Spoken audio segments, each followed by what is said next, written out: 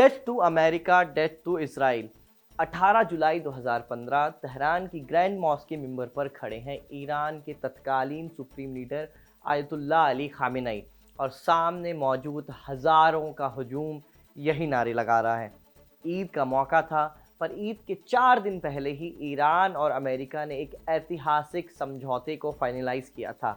हम बात कर रहे हैं ईरान और अमेरिका के बीच हुई न्यूक्लियर डील की। अमेरिकी सदर बराक ओबामा ने ये डील फाइनल की थी। ईरान से वादा लिया गया था कि वो परमाणु बम नहीं बनाएगा, सीमित एनरिचमेंट करेगा, बदले में उसके सैंक्शंस धीरे धीरे ख़त्म कर दिए जाएंगे। ईरान ने शर्त मानी, एनरिचमेंट नहीं किया। आईएईए ने उसके न्यूक्लियर प्रोग्राम की निगरानी रखी, बदले में उसे क्या मिला? धोखा। ओबामा तक ने वादे के मुताबिक सैंक्शंस नहीं हटाए, इसलिए बाहरी कंपनियां ईरान आने से बचती रहीं। पर 14 जुलाई को ये डील तो फाइनल हुई ही थी। ईरान का जो इस्लामिक रिजीम है, जो अमेरिका को बड़ा शैतान बताता है, उसने ही अमेरिका के साथ ये डील फाइनलाइज की थी। अब ईरानी जनता को ये यकीन दिलाना भी ज़रूरी था कि हम घुटने पर नहीं आए हैं, हमने घुटने नहीं टेके हैं। इसलिए इस डील के फाइनल होने के 4 दिन बाद ईद के मौके पर अली खामेनेई का भाषण हुआ। उसके कुछ अंश बताते हैं आपको, जो आज जंग चल रही है उस संबंध से आपको कुछ बातें उसकी समझ में आएगी। अली खamenei बोले थे कि death to America, death to Israel जैसे नारों को आज सिर्फ तेहरान में नहीं बल्कि पूरे देश में सुना जा सकता है। इससे ये बात पता चलती है कि हमारी आवाम के अंदर कितना जज्बा अभी बाकी है, और ये बात भी पता चलती है कि हमारी आवाम चाहती क्या है और हमारा देश किस दिशा की तरफ बढ़ रहा है। हमने अमेरिका के साथ डील की है, इसका ये मतलब नहीं है कि हम झुक चुके हैं। हम अपने सहयोगियों यानी उनके प्रॉक्सीज़ का समर्थन करते रहेंगे। खamenei ने स्पीच में फ़िलिस्तीन, सीरिया, लेबनान और यमन में लड़ रहे लोगों का नाम भी लिया था। कहा था कि वहाँ जो भी उत्पीड़न के खिलाफ लड़ेगा, हम उसका साथ देना जारी रखेंगे। हमने डील कर ली है, इसका ये मतलब नहीं कि यहाँ के लोगों के प्रति जो हमारा समर्थन है वो कम हो जाएगा। खामेनेई ने ये भी कहा था कि हमने कभी परमाणु बम बनाने का प्रयास किया ही नहीं। हम स्पष्ट रूप से कोई जंग नहीं चाहते हैं, लेकिन अगर हम पर ये जंग थोपी गई तो क्रूर अमेरिका ही इसमें हारेगा। ये भाषण आज से 11 साल पुराना है। ऐसा नहीं है कि अमेरिका के साथ सीधे जंग की कल्पना 11 साल पहले ही की गई थी। ये कल्पना और इसकी तैयारियां 47 साल से चल रही हैं, जब ईरान में इस्लामिक इनकलाब आया था और इस्लामिक रिजीम कायम हुई थी। आईआरजीसी ने दर्जनों सिनेरियो सोच रखे थे इस जंग के बारे में। आज वो आशंका सच हो गई है। जंग का 47वां दिन है और जो अस्थायी सीज़फायर हुआ है उसका आज 8वां दिन है। एक साल के अंदर दूसरी बार अमेरिका और ईरान की जंग हो रही है। अली खामेनेई की हत्या हो चुकी है और उनके बेटे मुज्तबा खामेनेई नई सुप्रीम लीडर बन चुके हैं। जो ट्रंप पूरे आत्मविश्वास के साथ रिजीम चेंज करवाने आए थे, आज वो जंग ख़त्म करने की बात कर रहे हैं। मुस्तफ़ा भी अपने पिता की तरह ही भाषा बोलते हैं कि हम जंग नहीं चाहते थे, लेकिन अब ये जंग अमेरिका की हार के साथ ही ख़त्म होगी, ऐसा मुस्तफ़ा ने कहा है कई बार। अली खामेनेई जो बात बरसों से कह रहे थे, वो आज फिर एक बार आईएईए की मुखिया ने कही है कि ईरान परमाणु बम नहीं बना रहा है, ऐसे कोई सबूत नहीं मिले हैं, फिर भी हमला हुआ है। आज जंग का 47वां दिन है जैसा हमने बताया, और इस जंग में अमेरिका अलग थलग पड़ता नज़र आ रहा है। उनके सबसे करीबी सहयोगियों ने भी जंग में उनका साथ देने से इनकार कर दिया है। उसके उलट वो जंग रोकने का दबाव बना रहे हैं। 2 हालिया उदाहरण आपको, नए उदाहरण हैं, ये देते हैं। कुछ दिन पहले पोप ने ईरान वॉर के खिलाफ एक बयान दिया था, जंग को बुरा बताया था। अब ट्रंप को ये बात बुरी लग गई, इसलिए उन्होंने पोप का मजाक उड़ा दिया और अपने ट्रुथ सोशल पर एक ऐसा पोस्टर शेयर कर दिया जिसमें उन्होंने खुद को ईसा मसीह की तरह दिखा दिया। हालांकि बाद में ट्रंप ने ये पोस्ट डिलीट भी कर लिया। लेकिन पोप के अपमान का जवाब दिया इटली के प्रधानमंत्री जॉर्जिया मेलोनी ने, और ट्रंप की इस बात पर निंदा कर दी। इतनी ही खबर नहीं है, मेलोनी ने जंग के चलते इटली और इसराइल के बीच जो डिफेंस पैक्ट था उसको भी सस्पेंड कर दिया। दूसरा ताज़ा उदाहरण है ट्रंप का समर्थन घटने का, वो है विक्टर ओरबान की हार। अमेरिका ने पूरी कोशिश की कि वो सत्ता में बने रहें। जेडी वैंस को चुनाव प्रचार करने वहाँ भेजा भी गया, लेकिन ओरबान हार गए। वो यूरोपियन यूनियन में इकलौते ऐसे नेता थे जो इसराइल और उसकी सभी पॉलिसी का खुलकर समर्थन करते थे। कट्टर समर्थक थे इसराइल के वो, और अमेरिका के समर्थक तो वो थे ही और अभी भी हैं। पर अब वो सत्ता के बाहर है। नेटो का उदाहरण आप जानते ही हैं, हम कई बार पहले दे चुके हैं। कि उन्होंने ईरान के खिलाफ चल रही जंग में ट्रंप का साथ देने से साफ मना कर दिया है। यानी ट्रंप अकेले, बहुत अकेले पड़ रहे हैं। पर क्या इससे जंग खत्म होगी? जंग दो तरीकों से खत्म हो सकती है, जितना हमारा एनालिसिस है उसके मुताबिक। एक तो ये कि ट्रंप को कोई डिसाइसिव जीत ही मिल जाए, जो ईरान होने नहीं दे रहा है, कोई सेफ एग्जिट उसको अब दे नहीं रहा है अमेरिका को ईरान। और दूसरा तरीका है जंग रोकने का, वो है समझौता। एक राउंड की बातचीत इस्लामाबाद में हो चुकी है, 12 अप्रैल को हुई बातचीत असफल रही। अब ट्रंप ने कहा है कि दूसरे राउंड की बातचीत होने वाली है। खबर है कि ये बातचीत भी पाकिस्तान की मध्यस्थता में होगी। 12 अप्रैल की बातचीत पर एक पाकिस्तानी अधिकारी ने मीडिया को बताया था कि समझौता लगभग तय हो गया था, 80% बातें लगभग तय हो गई थी, पर आखिर में बात बिगड़ गई। अब खबर है कि इन्हीं बिगड़ी बातों को बनाने के लिए 16 अप्रैल को फिर से मीटिंग हो सकती है। पाकिस्तान के प्रधानमंत्री शहबाज शरीफ इसके लिए सऊदी अरब और तुर्की का दौरा करने वाले हैं। 22 अप्रैल को ये अस्थायी सीज़फायर ख़त्म हो जाएगा, पर उम्मीद जताई जा रही है कि तब तक जंग रुक सकती है, रुकी रहेगी और एक स्थायी युद्ध विराम की संभावना बन सकती है। पर इस अस्थायी युद्ध विराम जो अभी चल रहा है, उस दौरान एक ऐसी ख़तरनाक आशंका दिख रही है कि जो अगर सच हो गई तो ये जंग बहुत बड़ा रूप ले लेगी। राजदूत के दर्शक जानते हैं कि ट्रंप ने स्ट्रेट ऑफ हॉर्मुज़ पर डबल ब्लॉकेड लगा रखा है। वो ईरान के बंदरगाहों से जहाज़ों को नहीं जाने दे रहा है। चीन ईरान से धंधा करता है, जंग के बीच भी ये जो धंधा है वो जारी है। पर अब अमेरिकी वित्त मंत्री स्कॉट बेसेंट ने कहा है कि अमेरिका हॉर्मुज़ में ईरानी तेल ले जा रहे चीनी टैंकरों को रोकेगा। चीन पहले ही ये कह चुका है कि हॉर्मुज़ स्ट्रेट में वो कोई खलल बर्दाश्त नहीं करेगा। वो पहले ही ये बात भी कह चुका है कि अमेरिकी प्रतिबंधों को वो नहीं मानता है, उसकी निंदा करता है, और उसने प्रतिबंध खुद भी कभी माने नहीं हैं। तो क्या, जैसा अमेरिका के विदेश मंत्री कह रहे हैं कि वो चीनी जहाज़ों को स्ट्रेट ऑफ हॉर्मुज़ में रोकने वाले हैं, क्या ऐसा वाकई होगा? और अगर ऐसा हुआ तो चीनी इसका जवाब कैसे दे सकते हैं? आज के शो में इसी पर बात होगी और साथ में जानेंगे कि दूसरे राउंड की बातचीत में क्या क्या तय हो सकता है और पाकिस्तान इसकी तैयारी कैसे कर रहा है। नमस्कार, स्वीकार कीजिए साजिद का। आप खबरगांव का डेली इंटरनेशनल बुलेटिन राजदूत देख रहे हैं।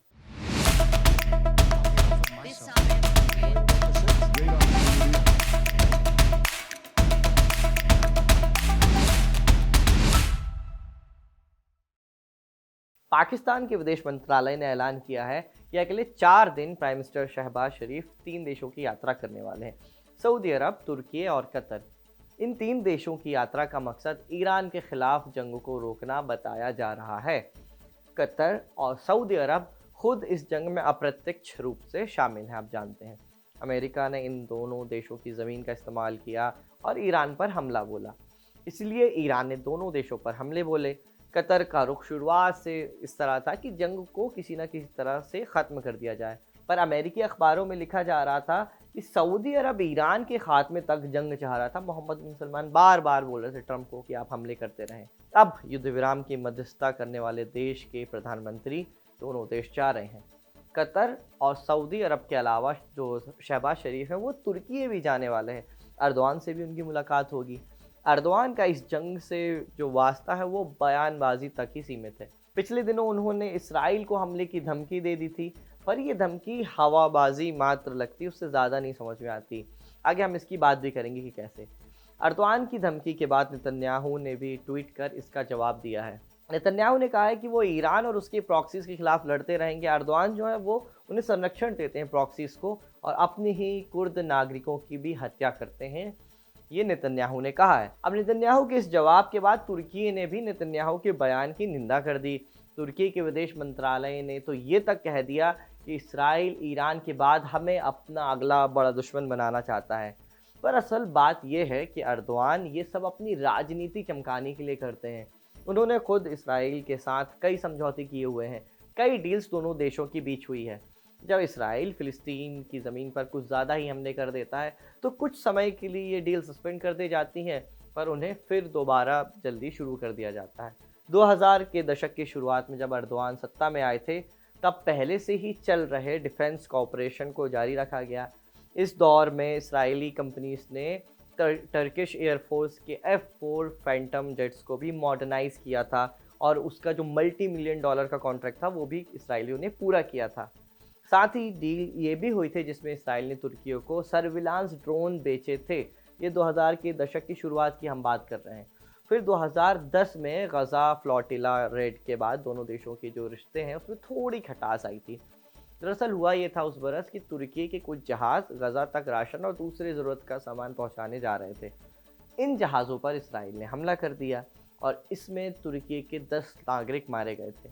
2016 में इसराइल ने इसके लिए माफ़ी मांगी आधिकारिक तौर पर और उसके बदले कुछ पैसे भी चुकाए। इसके बाद फिर दोनों देशों की दोस्ती हो गई। फिर एक एनर्जी सेक्टर की डील भी दोनों देशों के बीच होने वाली थी, लेकिन वो पूरी नहीं हो पाई। लेकिन बातचीत ज़रूर की थी अर्दवान ने इस डील के सिलसिले में। अब अर्दवान की दौर में तुर्की से स्टील, सीमेंट, टेक्सटाइल, ऑटोमोबाइल के पार्ट्स इसराइल जाते रहे हैं, जबकि इसराइल से केमिकल्स, फर्टिलाइज़र और हाई टेक प्रोडक्ट्स जो हैं वो तुर्की आते रहे हैं। 2022 में दोनों देशों ने पक्की दोस्ती कर ली थी और जो राजदूत सस्पेंड किए थे, निकाले गए थे एक दूसरे के देश से, वो 2022 में वापस कर दिए गए। लेकिन 2023 में गजा वॉर के चलते फिर ये जो रिश्ते थे वो ख़राब हुए। तो आप ये देखेंगे इन दोनों के रिश्ते में कि जब फ़ायदे वाली बात होती है तब अर्दवान इसराइल से दोस्ती कर लेते हैं और वोट लेने की बारी आती है तो उसके ख़िलाफ़, इसराइल के ख़िलाफ़ बयान देते हैं। ऐसा ही अब चल रहा है तुर्की के बाद। अब आइए चीन की बात करते हैं। हॉर्मूज़ के डबल ब्लॉकेड की सबसे ज़्यादा निंदा चाइना ने की है। चीन के विदेश मंत्रालय ने इसे ख़तरनाक और गैर जिम्मेदार बताया है और कहा है कि इससे विवाद मज़ीद और बढ़ सकता है। अमेरिकी विदेश मंत्री कह रहे हैं कि हम यहाँ से चीनी जहाज़ भी नहीं गुजरने देंगे। जर्मनी के मीडिया हाउस DW ने सुर्खी लगाई है, Iran war, US blockade of Hormuz test China's restraint, यानी हॉर्मूज़ के अमेरिकी ब्लॉकेट में चाइना के संयम की परीक्षा। जब से ये ब्लॉकेट शुरू हुआ है, खबर है कि 3 चीनी जहाज़ जो हैं वो ईरानी तेल लेकर हॉर्मूज़ पार भी कर चुके हैं। अब तक उन पर अमेरिका ने हमला नहीं किया है और ना ही उन्हें रोका गया है।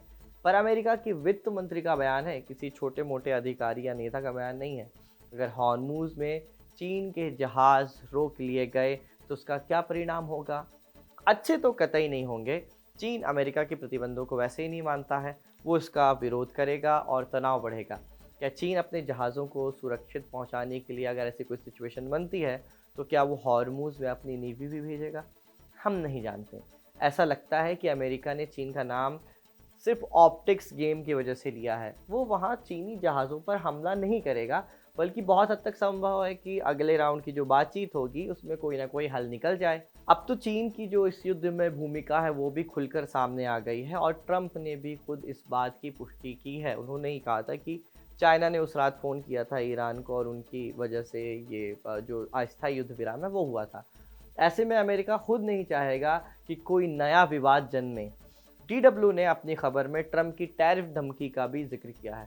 ट्रंप ने कहा था कि जो देश ईरान को हथियार सप्लाई करेंगे वो उन पर 50% टैरिफ लगा देंगे।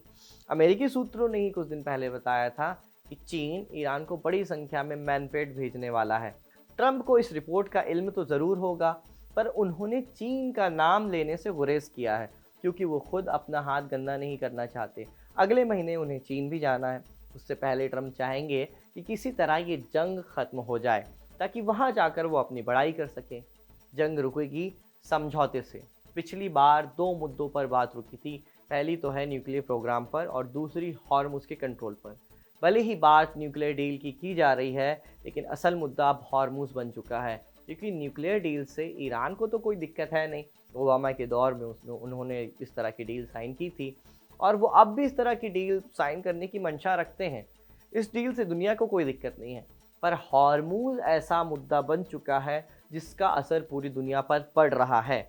हॉर्मूज़ ईरान के लिए नेगोशिएशन के लिए एक बड़ा कार्ड है और सबसे बड़ा हुक्म का इक्का बाबल मंदब बनता दिख रहा है और ये बचा हुआ है। आज ही ईरान ने कहा है कि अगर ईरान की जो नाकाबंदी है, जो ब्लॉकेड डबल ब्लॉकेड ट्रंप कर रहे हैं, अगर वो जारी रही तो लाल सागर वाला जो रास्ता है बाबल मंदब वो भी बंद कर दिया जाएगा। यानी ईरान का पलड़ा जो है इस समय भारी दिख रहा है। बातचीत अमेरिका और ईरान के बीच हो रही है, पर जब भी बात शुरू होती है तो अमेरिकी टीम बातचीत के दौरान फ़ोन कई बार नेतन्याहू को भी घुमा देती है क्योंकि उन्हीं के कहने पर तो ये पूरी जंग शुरू हुई है। सिर्फ इसराइल की वजह से ही अमेरिकी ये जंग लड़ रहे हैं। जानकार कहते हैं कि नेतन्याहू ईरान से जो 450 किलोग्राम यूरेनियम है उसे देने की मांग कर रहा है और ये भी चाह रहा है कि एनरिचमेंट पूरी तरह बंद हो जाए। ईरान 5 साल तक इसे रोकने के लिए राजी हो गया है। अमेरिका कह रहा है कि 20 साल तक इसे रोको और इसराइल चाहता है कि न्यूक्लियर से जुड़ी सारी एक्टिविटी ही ईरान में रुक जानी चाहिए। कोई भी साइंटिफिक प्रोग्रेस न्यूक्लियर फिजिक्स पर ना हो। क्या ईरान इसके लिए राजी होगा? हमें ऐसा नहीं लगता। ज़्यादा से ज़्यादा 5 बरस की जो सीमा है उसे बढ़ा दिया जाएगा। एनरिचमेंट का पूरा अधिकार त्याग देना, शायद ही ईरान इस तरह का कोई समझौता करे। 270 बिलियन डॉलर के मुआवजे की मांग ईरान कर रहा है। इतना नुकसान मोटा माटी अब तक उसके मुताबिक इस जंग में हो चुका है। अमेरिका से सीधे इसकी मांग की गई है। अमेरिका इसे दे, इसके चांस बहुत कम है क्योंकि नेतन्याहू इसमें अड़ंगा लगा सकते हैं। फिर बिल फटने की जो बारी है वो अब आ सकती है खाड़ी देशों पर, ख़ास तौर पर यूएई और सऊदी अरब पर। ऐसा भी हो सकता है कि हम यहाँ पर इस्लामाबाद में ईरान और अमेरिका की एक सफल बातचीत देखें और उसके कुछ दिन बाद ईरान खाड़ी देशों के साथ मीटिंग बुला ले ताकि रिकंस्ट्रक्शन की मांग की जा सके और उसका काम शुरू हो सके। जंग अपने अंतिम दौर में है। ट्रंप जीत चाहते हैं ताकि ईरान मॉडल दिखाकर क्यूबा पर हमला बोल सकें, पर ईरान उन्हें सेफ एग्जिट नहीं दे रहा है। तो इसी नोट पर आज का राजदूत समाप्त करते हैं। इससे जुड़ी जो भी अपडेट्स होगी वो आपको खबरगाहों पर लगातार मिलती रहेगी। ये वीडियो रिकॉर्ड की थी आपके लिए मेरे साथी तौफीक ने। मेरा नाम है साजिद। देखते रहिए खबरगाहों।